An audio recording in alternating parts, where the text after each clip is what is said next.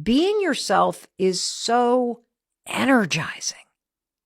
And we forget that because it's easy to live a life where you're just going through the motions and you feel super depleted. And you know that this is true, that being yourself is energizing. Because when you're pretending to be someone that you're not, it's exhausting. It's exhausting. And it's important to really highlight what I'm talking about here, because I know that you're going to be listening. You're like, but how do I know what's true? How do I know to trust my instincts? How do I know, to trust my gut? Yes, you do. You know exactly who you are. I'm going to repeat that. You know exactly who you are. And let me explain why. There is an energy that is associated with your true, authentic self. Okay? An energy. You literally feel expanded when you are living in your truth.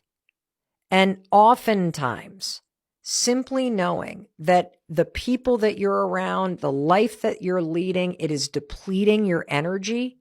That's how you know you're not being true to yourself. And I want to really highlight something here. It takes courage to recognize that you're in a chapter of your life where you're not being true to yourself, where the people that you're around, where the time that you're spending, it's draining you.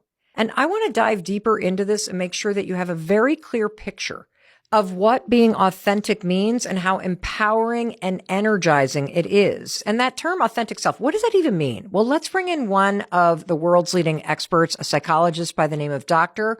Ramani Diversala. She's appeared on the Mel Robbins podcast a number of times. And I want you to hear what she says about what it truly takes to be the most authentic you. The hardest thing in the world is to be authentic, because to be authentic is to be unpopular. To be authentic is to blaze your own trail, even when other people are clucking at you and stigmatizing you and giving you the side eye. What are you doing? Like, people don't do that. You're supposed to do the sort of missionary position, follow the rules kind of life.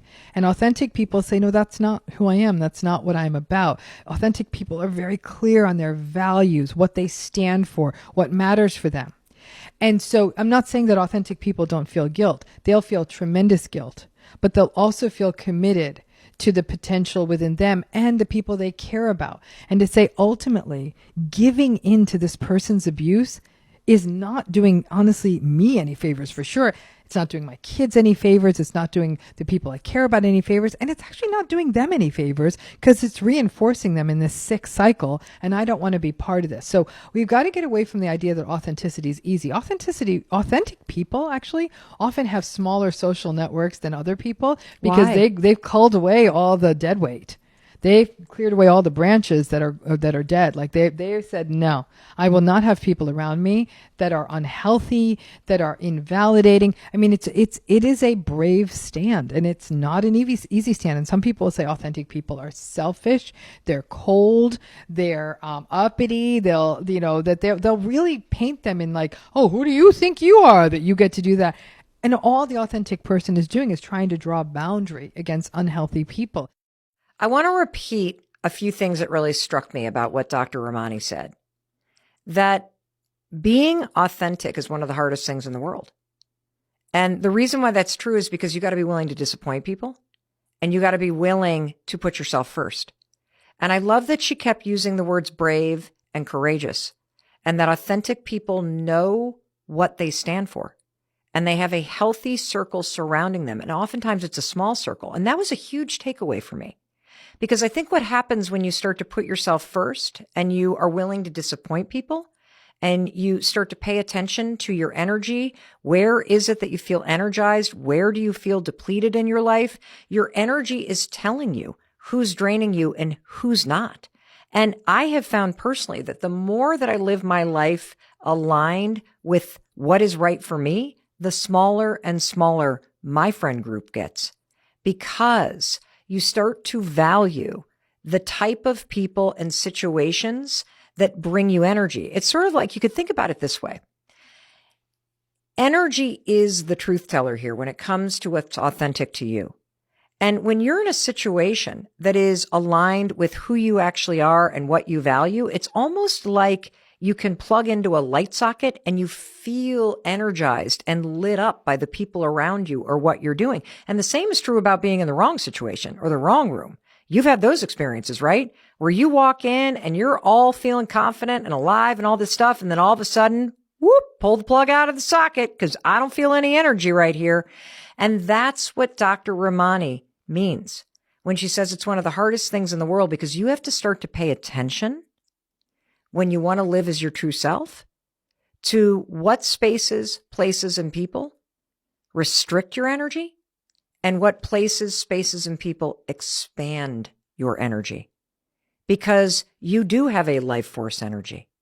And when you are living your life in a way that is true to who you actually are, you do come alive. It's rocket fuel for your soul. It propels you forward. It gives you a sense of purpose and passion, and it can make you unstoppable. So I know what you're thinking. Okay, Mel, that's great. I get it. I can think of situations where I've been around people that drain my life force energy, and I was a doormat and a people pleaser, and I was not myself. I get it. I also know the few people in my life where I feel like I can be myself.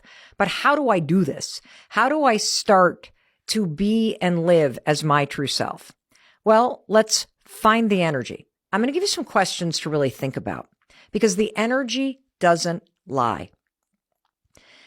Where in your life do you feel the most energized and excited and expansive? I want you to really think about that, okay? Are there certain people that when their name just pops up on your phone, you're like, oh, something opens up? Are there ways that you're spending your time that you just get lost in time because you just enjoy doing it so much? What really makes you come alive? Who excites you? What are the things in your life that you look forward to? And if you can't think about anything, you're so drained by your life, you're so off track, I want you to think back to your childhood, or think back to a point in your life where you were just happier. You felt more energized. You had more to look forward to. And ask yourself, what was I doing when I was happier? Maybe you were on a soccer team when you were in college, and you were often with groups of friends exercising or training. Could you add that back in now by joining a gym? Could you sign up for a 5K? Could you get a bunch of friends to go for a hike this weekend? Maybe when you were younger, you spent hours drawing. You would just get lost in a puzzle or playing cards. Maybe you were writing or playing with animals or making people laugh with your hilarious sense of humor and taking an improv class. That thing that made you happy. That thing that made you come alive. That's the starting point to opening up to more happiness, to more of your true self. It might just mean something small, putting spirituality or meditation back into your life. Whatever it is that makes you feel more energized and more expanded, more like yourself. Wouldn't it be great to feel more like yourself? That's what I'm talking about. Because when you get honest with yourself about what uniquely makes you feel like you, and you start to take the little actions that insert little bits of happiness, little bits of you, things that are right in front of your face, back into your life right now, your true self comes to the surface. When you pick up the pen, when you start doing the creative projects, when you go back to church, when you start training for that 5K, when you get out into the woods every weekend, that's what's going to make you feel like you. And look, because you're not doing it right now, it might not feel that easy to do, but I promise you, this is exactly what you need to do. And it is so much easier than trying to be like everybody else. I want you to reclaim your life force energy back for yourself and start building a life that feels more authentically like you. And that's truth number 2. Being yourself is energizing. And when you stop pretending to be somebody else and you start allowing yourself to just live your life in a way that makes you feel more expanded, that's going to make you more confident.